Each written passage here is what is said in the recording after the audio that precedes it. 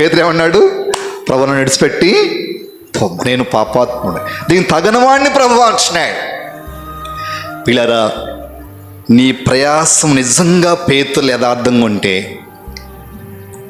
నీ ప్రయాసం నిజంగా విరామం లేకుండా నువ్వు నిజంగా కష్టపడుతున్నట్లయితే, నీ ప్రయాసం నిజంగా అలసిపోతూ సొమ్మసిల్లుతూ చేస్తున్న ప్రయాసం అయితే ప్రభు చూస్తున్నాడు. నీ ప్రయాసం వ్యర్థము కాదు.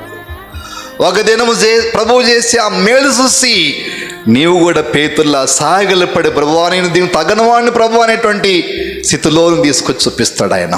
కాబట్టి అయితే మనము ప్రభు యొక్క చిత్తంలో ఇవి ఉండాలా. మన కష్టము, మన ప్రయాసము, మన శ్రమ, మన అవమానం, మన బాధ, మన లేమి, మన వ్యాధి, ప్రతిదీ కూడా ప్రభు యొక్క చిత్తానుసారంగా పొందుతుంటే దేవుని స్తోత్రము, నీ ప్రయాసం వృధా కానే కాదు.